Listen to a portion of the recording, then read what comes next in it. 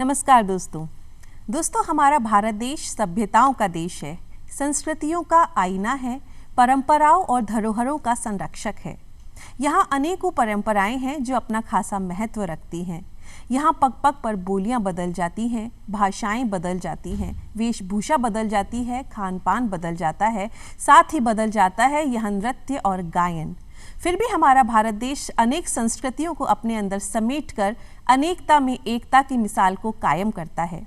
यहाँ हर राज्य की अपनी अलग खूबसूरती है, अलग संस्कृतियाँ हैं, अलग खान पान है और अलग अलग लोक कथाएँ हैं, लोक कलाएँ हैं जो इन राज्यों को अलग खूबसूरती प्रदान करती हैं और हर राज्य का खासा महत्व रखती हैं। इसलिए ज़रूरी है इन लोक कलाओं को संरक्षित रखना ताकि ये लोक कलाएँ कहीं लुप्त ना हो जाएं और हमारी जड़ें कहीं समाप्त ना हो जाएं।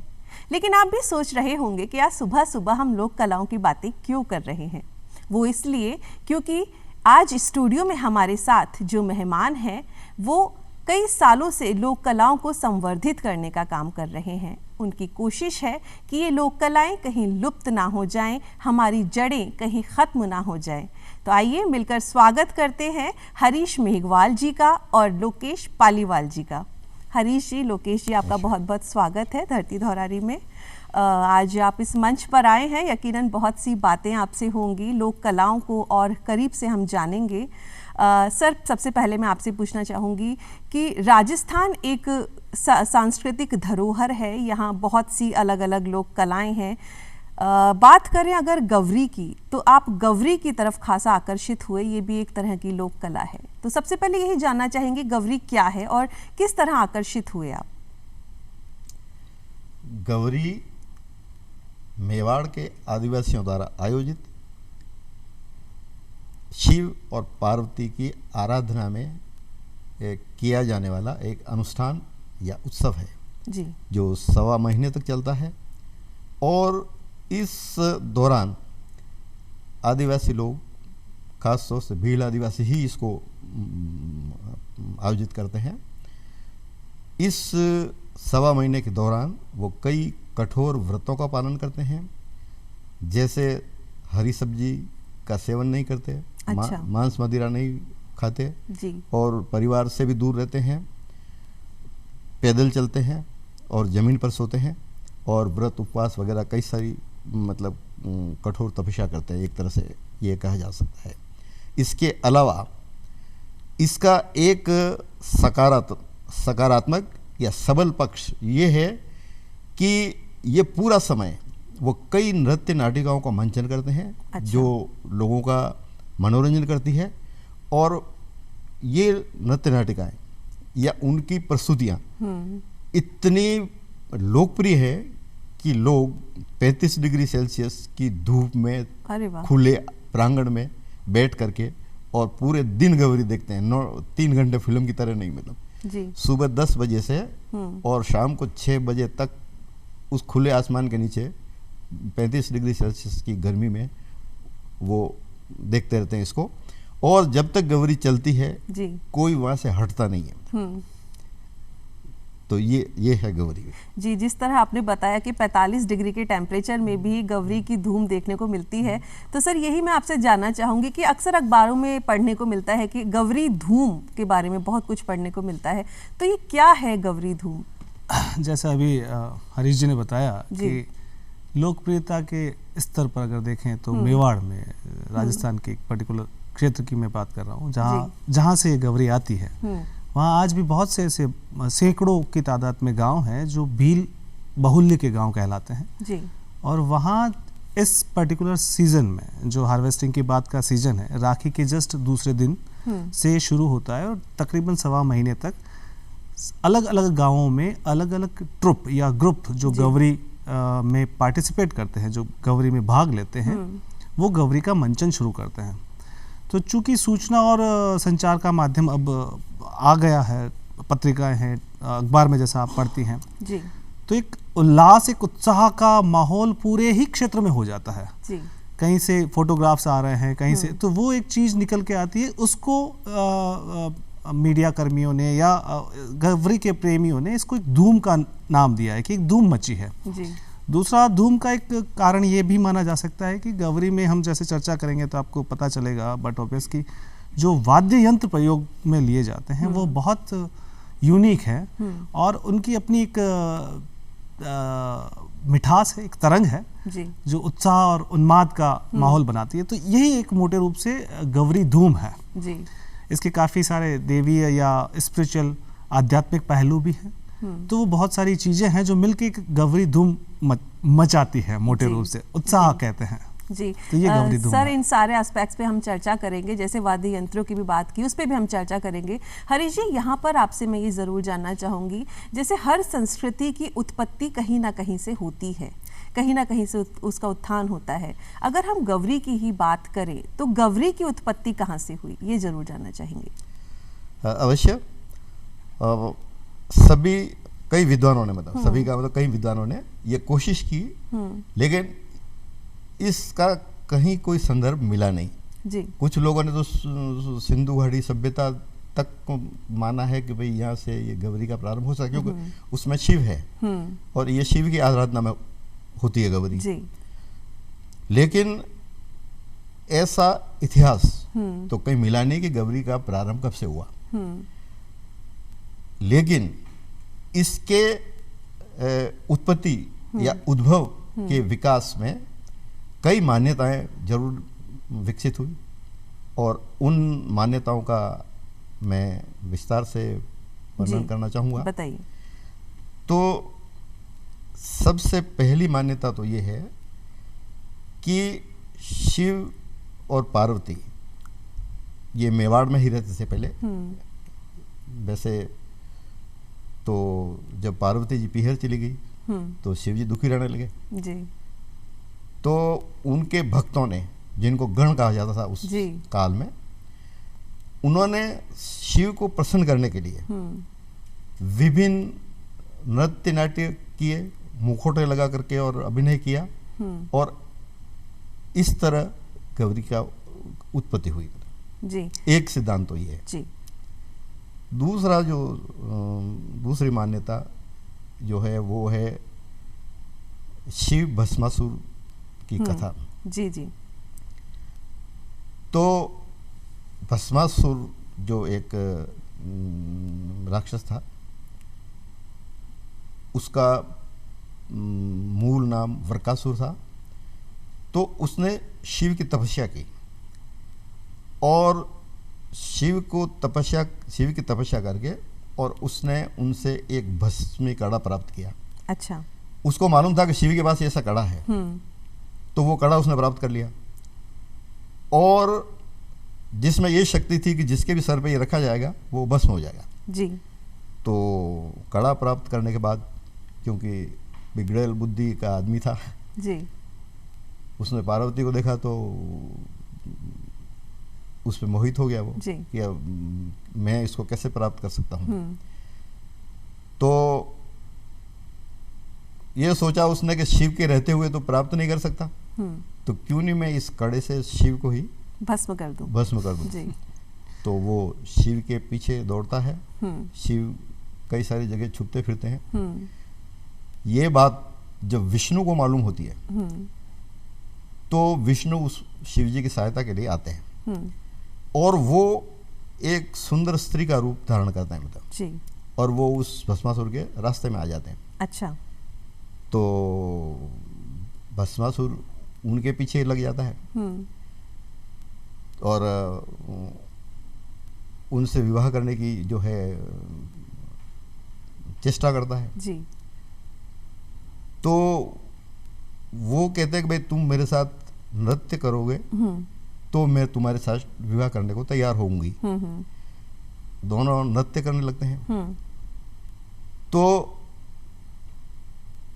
जो विष्णु का मोहिनी स्वरूप कहते हैं उसको, विष्णु का मोहिनी रूप जो होता है उसमें वो जो मुद्राएं बनाते हैं तो जैसे खास तौर से हाथ ऊपर ले जाने की ऐसे, तो वो भस्मासुर भी करता है। तो वो कड़े समेत उसका हाथ उसके सर पे चला जाता है और तो फिर वो भस्म हो जाता है।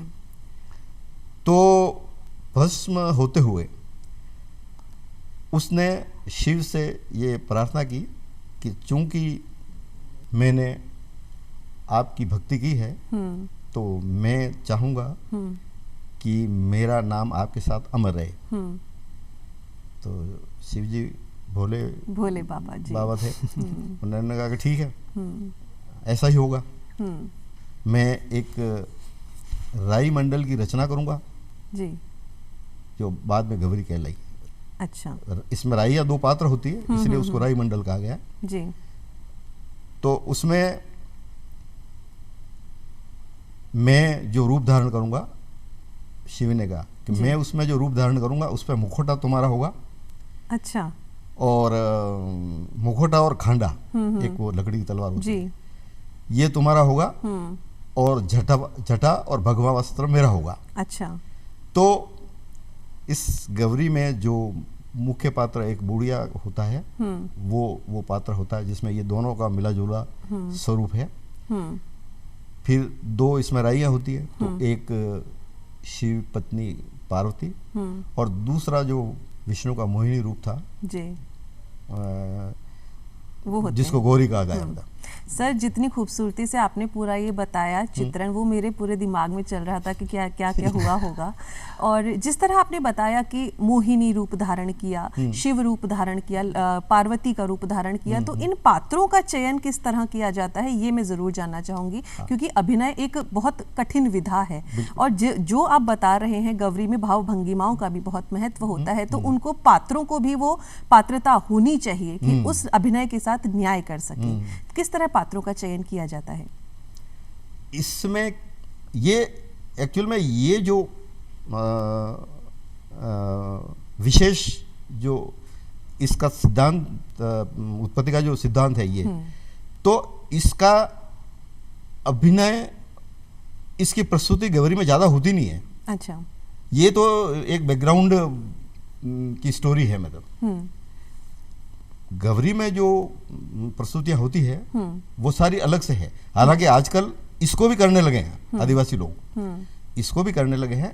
तो पात्रों का चयन तो ठीक है, देख लेते हैं कि भाई भस्मासुर बनने काबिल कौन आदमी है, मोटा ताजा ऐसा, या मोहिनी बनने काबिल कौन है। वो सारे इसमें पुरुष कलाकार ही होते हैं, इसमें कोई स्त्री पात्र काम नहीं करता। अच्छा। सारे ही पुरुष ही स्त्रियों की भूमिका निभाते हैं। अच्छा।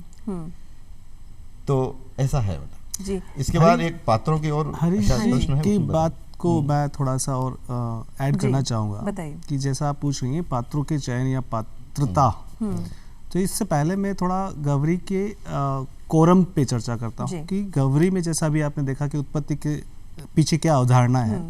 तो मुख्य रूप से अगर एक गौरी दल की संरचना पे हम बात करें तो उसमें 2 राई पात्र जो देवी स्वरूप के साथ होते हैं, जो एक विशेष प्रकार की साड़ी पहने होते हैं, अलंकार उन पे गहने होते हैं। एक होता है भूपा जो पुजारी है, जो प्रिस्ट है, उसके कुछ सहयोगी 2, 3, 4, और एक जो बुढ़िया, इसका एक प्रमुख पात्र है। ये बुढ़िया जैसा आपको अभी बताया हरीश जी ने कि शिव और भस्मासुर का मिला जुला स्वरूप। तो जब गौरी दल अपनी प्रस्तुति शुरू करता है तो वस्तुतः एक देवी ऊर्जा के साथ करता है, जैसा कि हम पहले भी चर्चा कर चुके हैं। एक मातृशक्ति का अनुष्ठान है जिसमें एक बालारोपण होता है, देवी अवतरण होता है। तो ये तो कोर एक कमेटी हो गई जो इस गौरी मंडल का एक अभिन्न अंग है, जो सुपरवाइज करेगी, जो डायरेक्शन देगी मोटे रूप से। उसके अलावा जितने कलाकार या जितने इसमें पार्टिसिपेशन करने वाले हैं, ये लोग परंपरागत रूप से, वंशानुगत रूप से सीखते हैं। चूंकि जैसा कि शुरू में हरीश जी ने बताया कि कोई डॉक्यूमेंटेड मटेरियल नहीं है, there is no written things into that. तो अब जब रिटन में कुछ नहीं है तो वो सब बोली से ही, मौखिक रूप से ही आया है। बिल्कुल। तो आज जो एक पात्र है देवी बन रहा है कोई कलाकार, तो उसके 4 फादर्स के जमाने से वो देवी बनता आया है, तो वंशानुगत रूप से ट्रांसफर हो गया उसमें। तो he don't have to learn too much as technique as, और फॉर्मल स्टेजिंग नहीं होती है इसमें। तो जैसे आपके स्टूडियो में लाइट्स या कैमरास वैसा कुछ नहीं होता है, इट्स ओपन टू, और नुक्कड़ नाटक की तरह अच्छा। नुक्कड़ नाटक की तरह ओपेरा के रूप में मंचन होता है। तो बड़ा सहजता से ये सीखने और सिखाने की बात हो जाती है। तो कलाकार परंपरागत रूप से सीखते हैं, सहजता से सीखते हैं, नवीनताएं अपने आप आ जाती है समकालिक विषयों और व्यवस्थाओं के साथ। मैं उदाहरण देता हूँ, जैसा कि किसी कथानक में कोई कॉमेडी कर रहा है या हास्य क्रिएट करना है, तो स्पेशली जैसा कैमरा उपयोग में लेना है मान लो उस कलाकार को, तो क्या करते हैं, अपना चप्पल खोला और चप्पल से ऐसे क्लिक करके कि ऐसे और मुंह से बनाए क्लिक, अच्छा। तो वो फन क्रिएट होता है। तो ऐसे बहुत से एलिमेंट हैं जो इम्प्रोवाइजेशन टेक्निक यूज करते हैं। तो ये एक तरीका है। और बट ऑब्वियस कथानक की जो मूल बातें हैं, जो बड़ी बातें हैं, वो गायन और वाद्य के साथ चलती है, इनकी एक शैली है। तो उसमें ये लोग सीखते हैं और पीढ़ी दर पीढ़ी पारंगत होते रहते हैं। जी लोकेश जी, यहाँ पर कुछ चीज़ें मायने रखती हैं। जब आप परफॉर्म करते हैं तो आपका मेकअप उस तरह का होना चाहिए, आपकी कॉस्ट्यूम उस तरह की होनी चाहिए। आप जो बने हैं, चाहे आप शिव बने हैं, चाहे पार्वती बने हैं, चाहे भस्मासुर बने हैं, तो वो प्रॉप्स आपके प्रॉपर होने चाहिए। तो किस तरह से चयन करते हैं इन सब चीज़ों का? क्या वही परंपरागत मेकअप चलता आ रहा है या उसमें भी कुछ आप नवीनीकरण कर रहे हैं, कुछ नया ट्राई कर रहे हैं? बहुत इंटरेस्टिंग चीज़ पूछी है आपने प्रज्ञा जी। जैसा कि अभी तक की चर्चा में आपने पाया होगा कि पुरुष कलाकार ही इसमें भाग लेते हैं और पुरुष को महिला दिखाना बहुत, और पुरुष कलाकार ही महिलाओं के चरित्र का वो निर्वाह प्रस्तुतिकरण करते हैं। बहुत अच्छा करते हैं। अच्छा। अब और चूंकि ये सदियों से चली आ रही रीति रिवाज है, तो आज के जमाने में तो हम कह सकते हैं कि there are several ways of makeup. पहले मेकअप हुआ नहीं करते थे और ये इतने सहजता से, इतनी तरीके से करते हैं। जैसे आपको ये भी बताया था हरीश जी ने कि जो नियम और कानून जो कायदे रखते हैं, उसमें ये 1.25 महीने तक। अब बहुत अच्छी एक महत्वपूर्ण बात मैं यहाँ रखना चाहूँगा कि जिस दिन राखी के बाद, जिस दिन ये अपनी देवी को प्रसन्न करके उससे अनुमति मांगते हैं कि आज से कि हम 1.25 महीने गौरी सिस्टम चालू कर रहे हैं, तब देवी भाव में आकर, एक पुजारी के भाव में आकर देवी स्वयं अपने हाथों से प्रत्येक चरित्र को या उसको जिसको डिसाइड करना है उसको कॉस्ट्यूम्स देती हैं। कॉस्ट्यूम्स मीन्स अगर साड़ी है, जो राई है तो राई को साड़ी, बुढ़िया को जो जटा और मंडल और वो सारी चीज़ें, और जो जो प्रमुख पात्र हैं उनको वो चीज़ें दे दी जाती है। और वो लोग उन पात्रों को धारण करके ही रहते हैं 1.25 महीने तक। Even they don't take bath. अच्छा। वो नहाते भी है पर्टिकुलर तिथि पे, 13 या 11 एकादशी या 13 के दिन। अच्छा। वो नहाने का उनका सिस्टम है। बाकी वो उसी कॉस्ट्यूम में घूमते हैं। महिला बनी है तो महिला के वेश में ही रहेगी। तो जो कोई लोग नाट्य विधाओं से परिचित हैं वो इस बात को बहुत अच्छे से समझ पाएंगे शायद, कि जिसको हम आज की मॉडर्न व्यवस्था में कैरेक्टराइजेशन कहते हैं, जिसको हम बिल्कुल कैरेक्टर में आना कहते हैं। अब मेकअप और प्रॉप्स की बात करें तो मूलतः चटक रंग, चाहे पलाश के टेसू के फूल हो गए, हल्दी हो गई, राख हो गई, कोयला हो गया, इन सारे नेचुरल चीजों से वो कलर्स बनाते थे। अच्छा। और बहुत सहज रूप से, काला मीन्स नेगेटिव और व्हाइट मीन्स पॉजिटिव, बहुत सरलता से। तो जहाँ राक्षस या जहाँ बदमाश लोगों का चित्रण करना है तो वो उनके मुंह को काला कर देंगे। अच्छा। पूरे काला, ब्लैक फेस। ओके। तो means it is villain for sure. और उसको थोड़ा विकेट दिखाने के लिए नीम की डालियों के वो कुछ लगा दिए, काले पट्टे बांध दिए, फिर रेड और येलो कुछ लाइनिंग्स कर ली। सो देखने में लगता है कि ओह, पूरा काला चेहरा, दांत चमकीले, आंखें सफेद, तो वो एक इफेक्ट आ जाता है। बिल्कुल। ऐसे ही जहाँ इसमें बहुत सारे रंग है गौरी में, आपको शौर्य मिलेगा, आपको श्रृंगार मिलेगा, आपको भक्ति मिलेगी। जी सर, जैसा कि आप मुझे जितना बताते जा रहे हैं, मुझे जानने की और ज़्यादा इच्छा हो रही है। तो गौरी के बारे में हम अगर बात करते हैं एक, तो एक मिनट में आई विल जी इंटरप्ट। एक विषय अपन जिस विषय पे चल रहे थे थोड़ा सा छूट गया है वो, जी जो उत्पत्ति के सिद्धांत है उसमें एक महत्वपूर्ण सिद्धांत जो है जी वो बच गया है मतलब। जी बताएं। तो ऐसा है कि भील लोग ये बात भी बहुत कम लोग जानते हैं, जो भीलों का विश्वास है कि पार्वती जो हेमाजल की लड़की थी जी और हेमाजल भील था, ऐसा आदिवासियों का मानना है। तो वो पार्वती हुई हमारी बहन बेटी, तो वो उसको 1.25 महीने के लिए हम धरती पर बुलाते हैं। अच्छा, गौरी जो 1.25 महीने तक होती है जी। ना, वो उसके आने के उपलक्ष्य में होती है मतलब। वाह। तो उसको प्रसन्न रखने के लिए हम नृत्य करते हैं, व्रत उपवास करते हैं, और 1.25 महीने बाद जो विसर्जन जो होता है वो उसकी विदाई होती है। वाह, तो ये 2-3 सिद्धांत जो है गौरी की उत्पत्ति के। जी बहुत सुंदर। और जितना आप मुझे बता रहे हैं मुझे और जानने की इच्छा हो रही है। तो यहाँ हम कथानकों के बारे में जानना चाहेंगे। हाँ। किस तरह की नृत्य नाटिकाएं होती हैं, किस तरह के कथानक होते हैं गौरी में ही, ये हम जरूर जानना चाहेंगे सर। हाँ, तो ऐसा है कि मूल रूप से इसमें 4-5 जो नृत्य नाटिका है वो बहुत महत्वपूर्ण है जी। और ये एक आश्चर्य का विषय है कि आदिवासियों को इस तरह की गूढ़ चीजें भी कैसे मालूम हुई मतलब।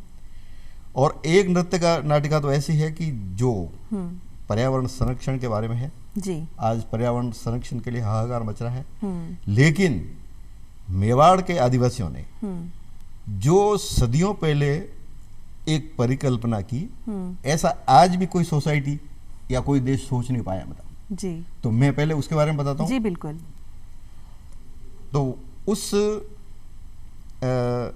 एपिसोड ये कहना चाहिए या उसके उस नृत्य नाटिका का शीर्षक है बड़लिया हिंदवा।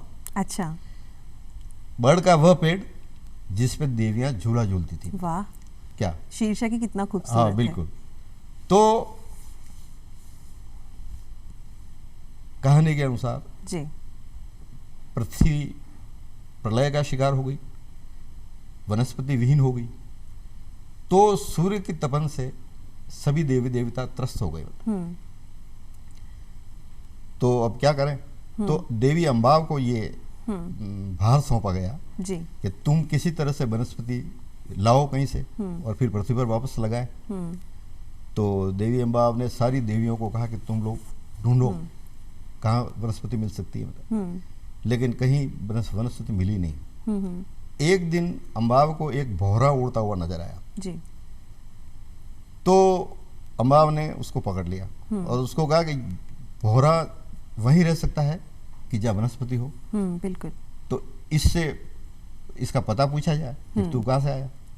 तो उसको बहुत प्रताड़ित करके और उससे उस वाटिका का पता पूछा कि जहाँ पर वनस्पति सघन मात्रा में पाई जाती है।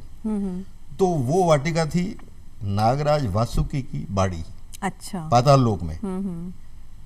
तो देवियां पाताल लोक पहुंचती है और वहाँ वासुकी से झगड़ा होता है और वासुकी के फन काट देती है देवी अम्बा।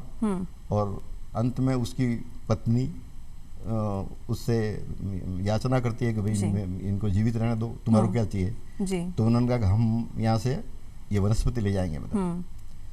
तो सभी उसने वासुकी ने आज्ञा दे दी कि चलो ठीक है आप ले जाओ। तो देवियां एक एक पेड़ उखाड़ने लगी। तो बड़ को जब उखाड़ने लगे देवी अम्बा खुद, तो बड़ ने कहा कि मैं तो धरती लोक पे आना नहीं चाहता क्योंकि मैंने ऐसा सुना है कि वहां लोग पेड़ों को काट देते हैं मतलब कुल्हाड़ी चलाएंगे उसमें। तो देवी अम्बा ने उसको वचन दिया कि यदि तुम्हारे पे कुल्हाड़ा चला तो 100 मानवों के सर कटेंगे मतलब। बिल्कुल। तो मतलब मैं तुम्हारे को वचन देती हूँ कि तुम्हारा कोई अहित नहीं होगा और तुम हमारे साथ चलो। फिर वो बड़ को लेकर के आती है पृथ्वी पर और एक जगह उसको रोपित कर देती है। ये ऐसे ही काल्पनिक कहानी नहीं है, वो बड़ की जो वो स्थान और वो पेड़ आज भी है। वो राजसमंद जो जिला है हमारा जी उसमें उनवास करके गांव है जी। वहाँ वो बड़ है जिसकी अभी भी पूजा की जाती है। और यहाँ पर सर एक सोशल मैसेज भी जाता है कि हमें पेड़ों की रक्षा करनी चाहिए, क्योंकि अगर पेड़ नहीं होंगे तो हमारा कल बहुत खतरे में पड़ सकता है। तो वो पर्यावरण संरक्षण बहुत जरूरी है। मैंने ये कहा ना शुरू में कि ऐसी परिकल्पना दुनिया की किसी भी जाति ने या विद्वानों ने नहीं की जो मेवाड़ के आदिवासियों ने की। सर ये बहुत अच्छी बात है। क्या? और सर अभी आपने बताया था कि नाट्य शास्त्र के विषय में कुछ बता रहे थे, तो यहाँ मैं ये जरूर जानना चाहूंगी नाट्य शास्त्र का गौरी से क्या संबंध है? देखिए, जहाँ फॉर्मल नाट्य शास्त्र की या हम नाटक की विधाओं की बात करते हैं तो भरत मुनि के नाट्य शास्त्र की जब चिंता करते हैं तो उन्होंने नाट्य शब्द जो है जिसमें सभी विधाओं को सम्मिलित किया गया, गायन, वादन, नर्तन, अभिनय, गौरी का मूल स्वरूप इन सारी चीजों को समाहित करके रखता है जी। जैसा भी हमारे एक्सपर्ट बता रहे थे हरीश जी, कथानक समाज उपयोगी विषय को दर्शा रहा है जी। इस कथानक को जब प्रस्तुतिकरण होता है तो आपको डायलॉग्स भी मिलेंगे, संवाद भी मिलेंगे, गायन के अंदाज में संवाद भी मिलेंगे, गायन भी मिलेगा और नृत्य भी मिलेगा।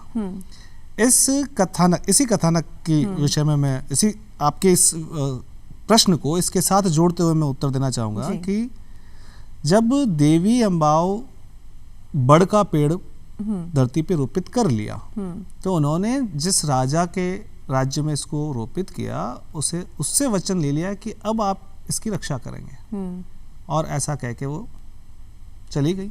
उस पेड़ पे वो झूला झूलती थी धरती पे, इसलिए उसका नाम बड़लिया हिंदवा रखा गया। अच्छा। कालांतर में जब राजा जल के इस पेड़ की ख्याति हुई तो आसपास से कोई लोग उस पेड़ को देखने आते थे, तो ऐसे में एक साधु भी वहां देखने आया। साधु देखने आया तो उसके कुछ शिष्य लोग भी वहां जम गए, रात को वहीं विश्राम किया। तो देवी ने सोचा कि मैं इस राजा से ये परीक्षा लेती हूँ कि ये कितना अपनी प्रॉमिस पे रहता है जी। तो उन्होंने उसके सारे शिष्यों को जो है मूर्छित कर दिया। अच्छा। तो जो जोगी आया था उसको बड़ा आश्चर्य हुआ कि यार ये पेड़ के नीचे तो मेरे शिष्य जीवित थे, ये ऐसे अधमरे मृत से क्यों पड़े हैं, तो जरूर इस पेड़ की कोई गड़बड़ है। वो जाके राजा को उसने डराया कि भाई आपका ये पेड़ गड़बड़ कर रहा है। अच्छा। या तो आप इस पेड़ को काटो वरना मैं आपको श्राप दे दूंगा। अच्छा। अब राजा अंतर्द्वंद में, इधर से ये श्राप दे, उधर वो वचन दिया हुआ है, तो वो डर के मारे उसने पेड़ को कटवा दिया। अच्छा। पेड़ को कटवाया, ये बात जब देवी को पता चलती है तो देवी धरती पे आकर इस अपराध के बदले राजा का सर कलम कर देती है, राजा को डेथ सेंटेंस कर देती है। अच्छा। इस पूरी का मंचन रात भर चलता है। अच्छा। इस कथानक का ये सबसे बड़ा एपिसोड है, सबसे बड़ा कथानक है जी।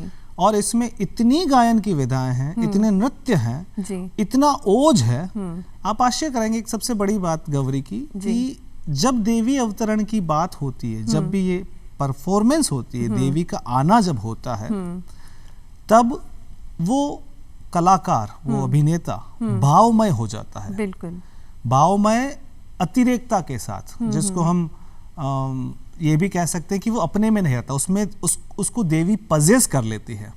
अच्छा। और देवी का पोजीशन इतना बड़ा होता है, इतना पावरफुल होता है कि उसके साथ साथ बहुत सारे लोग पजेस्ड हो जाते हैं। अच्छा। उस एनर्जी से। और वो एनर्जी अपने आप में एक बहुत बड़ा जादू है इस गौरी का, यहाँ तक कि दर्शक तक भी। जी। और जैसा सर आपने बताया कि इसमें जो वाद्य यंत्र होते हैं उनका बहुत महत्वपूर्ण रोल होता है। ये जो नृत्य नाटिकाओं की जो गीत होते हैं वो गीत अपने आप में बहुत महत्व रखते हैं। तो क्या कुछ लाइनें याद हैं उन गीतों की, कुछ सुनाना चाहेंगे? मैं थोड़ा सा सुना देता हूँ। जी सर बताइए। आप इनसे बहुत वो जो ये राजा वाली जो व्यथा है, जी, भाई राजा को जब मृत्युदंड सुना देती है तो फिर तो नेचुरली उसकी रानी भी विलाप करती है, राजा भी दुखी होता है। तो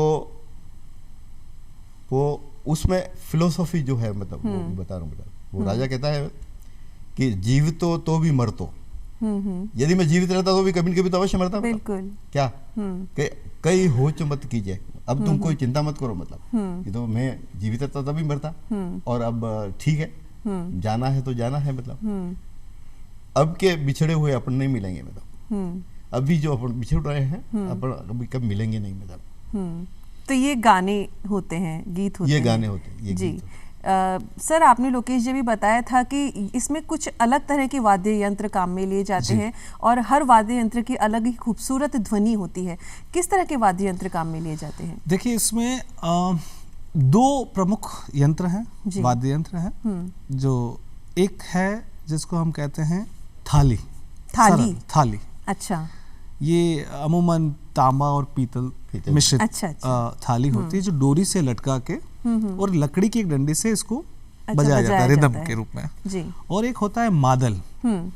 मादल एक मिट्टी का ढोलक या मृदंग जैसा इंस्ट्रूमेंट है, और इस मादल की खूबसूरती यह है कि इसको जब भी बजाना होता है उससे पहले इसको तैयार किया जाता है, और तैयार करने के लिए इसके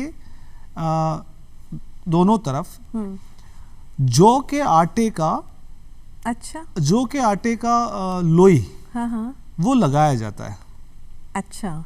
और उसको लगाने से इसका जो साउंड है वो बहुत यूनिक हो जाता है, एक अलग ही उसकी तरंग आ जाती है, और इसका एक रिदमिक पैटर्न है। गवरी में, जैसा कि हम चर्चा में पहले भी कर चुके हैं, कि इसमें जो अलग अलग भाव हैं, कहीं आपको श्रद्धा भाव मिलेगा, कहीं आपको ओज मिलेगा, कहीं आपको श्रृंगार मिलेगा, तो वो सारी चीजें इसके रिदम के ऊपर चलती है। जैसे कि अभी बता रहे थे कि राजा जल वाली ही कहानी है या बलिया हिंदुआ है, तो उसमें जब देवी अम्बाव राजा को दंड दे रही है तो कैसे ओजपूर्ण आता है, तो वो रिदम एक पैटर्न चेंज हो जाता है इनका जी। लेकिन बजती वही थाली और मादल है। कहीं कहीं जगहों पे श्रृंगार में ये मजीरा यूज कर लेते हैं। अब कुछ जगहों पे बड़े ढोल भी उपयोग में आने लगे हैं। तो मुख्यतः बीलों के प्रमुख जो वाद्य यंत्र हैं वही इसमें उपयोग में आते हैं जी। और घुंघरू और वो चीजें जो पहने होते हैं ये आर्टिस्ट लोग अभिनय करने वाले, वो उसके साथ सिंक्रोनाइज वे में रहते हैं जी। इसके अभिनय कला में मैं एक बात जरूर कहना चाहूंगा, चूंकि वाद्य यंत्रों की इन सब की चर्चा हो रही है, तो मैं नाटक विधा से जुड़ा हूँ, मैं इस चीज़ों को समझता हूँ, इस जहाँ तक मेरी अंडरस्टैंडिंग है। मैंने अपने जीवन में इससे बेहतर और इससे सरल और सहज कैरेक्टराइजेशन नहीं देखा और अभिनय नहीं देखा जी। सर, यहाँ पर एक बात मैं ज़रूर पूछना चाहूँगी कि गवरी के संरक्षण के लिए, लोक कलाओं के संरक्षण के लिए आप बहुत कुछ कर रहे हैं। ये हम जानना चाहेंगे क्या क्या काम आप कर रहे हैं और क्या कभी कोई कठिनाइयाँ आई हैं इन काम में? गवरी संरक्षण के लिए सबसे पहला काम तो ये ये करना पड़ा हमारे को कि इसका डॉक्यूमेंटेशन नहीं है, इसीलिए राजस्थान के, मेवाड़ के बाहर के लोग इसको जानते नहीं, स्टोरीज किस तरह की होती है और कैसे परफॉर्म होता है। तो ये तो डॉक्यूमेंटेशन होगा तभी तो लोगों को दिखा पाएंगे अपन। बिल्कुल। तो मेवाड़ का निवासी होने के नाते मैंने ये अपनी नैतिक जिम्मेदारी समझी कि यदि इसको, ये एक प्राउड की बात नहीं है, पर मैंने ये सोचा कि यदि मैंने नहीं किया तो इसको कोई दूसरा कर नहीं सकता जी। तो हमने फिर इसकी स्टोरीज को डॉक्यूमेंटेशन किया और 12 एपिसोड बनाए हुए हैं, जो बहुत बढ़िया, अभी अप्लाई भी कर रखा है हमने यहाँ पर। बहुत अच्छा जी। तो उसमें दिक्कत क्या आती है कि ऐसा आदमी ही इसको कर सकता है कि जिसको मेवाड़ी आती हो जी, जिसको हिंदी आती हो और जिसको इंग्लिश आती हो, और जो आदिवासियों की जो भावनाएं या उनकी जो सोच है उसके अनुरूप चले। उनके अगेंस्ट चल के आप उनका कोई काम नहीं कर सकते, मतलब क्योंकि वो एक क्षण में मतलब यूँ पलट जाते हैं, मतलब उनको आप बहुत ज़्यादा डायरेक्शन नहीं दे सकते, मतलब। जी लोकेश जी, यहाँ पर एक बात मैं और पूछना चाहूँगी, क्योंकि समय की कुछ सीमाएं हैं, हमें भी चलना होगा। हमारा देश जो है वो बहुत सी संस्कृतियों को अपने अंदर समेटे हुए है, और लोक कलाएं हैं, अलग अलग राज्य की अलग अलग कलाएं हैं जो इस हर राज्य की खूबसूरती होती हैं। इन लोक कलाओं को संरक्षित रखना बहुत ज़रूरी है, तो आप क्या संदेश देना चाहेंगे, क्योंकि हमारी जड़ें लुप्त नहीं होनी चाहिए? देखिए प्रज्ञा जी, जैसा कि लोक कलाओं के संरक्षण और संवर्धन की बात है, तो एक जो मूल मंत्र है वो ये है कि यूनाइटेड नेशंस के सस्टेनेबल डेवलपमेंट गोल 2030 को अगर आप देखें, तो जो थ्रेट है कि हम जिस तरह से आधुनिकता की तरफ जा रहे हैं, तो हमारा एनवायरनमेंट, हमारा इकोसिस्टम, हमारा कल्चर, सभी कुछ हमें डैमेज कर देगा। ग्लेशियर पिघल रहे हैं, and environment and many things. तो उनसे बाहर कैसे निकला जाए, उससे उसको काउंटर अटैक कैसे किया जाए, तो उसमें यूनाइटेड नेशंस ने ये संयुक्त रूप से कहा है कि हम अगर अपनी पुरानी पद्धति पे आएंगे, हम अपने जीवन की चर्या में पुरानी पद्धति पे आएंगे, हम अगर वापस पीछे बैक जाते हैं, तो हम शायद बहुत हद तक चीज़ों को बचा पाएंगे। बिल्कुल। तो जब हम कल्चरल डोमेन में बात करें, तो ये सारे गवरी हुआ या ऐसे ही बहुत सारे लोक शास्त्र, लोक नाट्य, लोक कलाएं जी, ये इतने गूढ़ रहस्य और इतने बड़े मैसेजेस के साथ हमारे पास रहती हैं कि हमें उनको समझने की जरूरत है सबसे पहले। और जैसा कि आपने अभी हरी जी से पूछा था कि क्या क्या किया गया है हमारे द्वारा और क्या चैलेंजेस आए थे, तो वस्तुतः सबसे बड़ा चैलेंज ये है आज की तारीख में कि हम इतनी ज़्यादा ओवर इंफॉर्मेशन से घिरे हुए हैं और मॉडर्न टेक्नोलॉजी में यूज टू हो गए हैं कि हम अपनी पुरानी चीज़ों से रूबरू ही नहीं, हमें पता ही नहीं है जी। दूसरा चैलेंज आता है हमारी अप्रोच नहीं है। तीसरा चैलेंज आता है लैंग्वेज बैरियर्स आते हैं, हम नहीं समझ पाते, डायलेक्ट्स नहीं समझ पाते। तो इन सारी चीज़ों को दूर करने के लिए हमने इनिशियल लेवल पे कोशिश ये की कि उनको कैसे ऐसी संवाद स्थापित किए जाए, कैसे उनको शोकेस किया जाए। कुछ प्रोग्राम्स चलाए, पिक्टोरियल बुक चलाई, ये जो लेके आए हैं, जैसे ये first ever pictorial book as a coffee table book, ताकि लोगों तक इसके बारे में एक क्यूरियोसिटी बने, लोग इसको पहचाने, इंट्रोडक्शन हो जी। और हम चाहते हैं कि इस विषय पर बहुत सारे, जैसा कि हमने अभी चर्चा में कहा, नाटक है इसमें, संगीत है इसमें, कलाएं हैं, आयाम है, तो सभी क्षेत्र के लोग इसमें आए, इसमें रिसर्च करें और इसमें से जो बेस्ट है वो बाहर आए, ताकि ये कला, और सबसे महत्वपूर्ण आज के इस परिवेश में इनके प्रैक्टिशनर्स जो अभी भी कुछ धार्मिक मान्यताओं और अपनी संस्कृति की वजह से तो जुड़े हुए हैं, किंतु 40-50 महीने तक जो आर्थिक नुकसान होता है उनको, चूंकि वो काम नहीं करते और इसमें हो सके, तो इस वजह से वो छूट रहे हैं, वो इससे थोड़ा दूर भी जा रहे हैं। कुछ लोग मॉडर्न गलतफहमी का शिकार हो रहे हैं कि चलो ठीक है, तो पुरानी रूढ़िवादिता है, कौन जाए, ऐसे भी बच्चों में देखने सुनने को मिला इन आदिवासी बालकों में। तो ये जरूरी है कि उनको उनकी कलाओं का वैल्यू कराया जाए। और इसमें आप और हम ये योगदान दे सकते हैं, एटलीस्ट योगदान दे सकते हैं। और सर, आप दोनों बहुत अच्छा काम कर रहे हैं और इस मंच के माध्यम से हम भी शुभकामनाएं देना चाहेंगे कि और अच्छा काम करें, संस्कृतियों को बचाने के लिए जो आपने मुहिम चलाई है वो मुहिम बहुत आगे तक जाए। आप इस मंच पर आए, धरती धौरारी के, धन्यवाद आपका। सर, आपका भी धन्यवाद। लोकेश जी, आपका भी धन्यवाद। और अब दर्शकों से भी विदा लेना चाहेंगे और आशा करते हैं आज का धरती धौरारी का ये अंक आपको बहुत पसंद आया होगा और अगले ऐसे ही किसी अंक में आपसे फिर से मुलाकात होगी। तब तक के लिए आज्ञा दीजिए। प्रज्ञा को नमस्कार।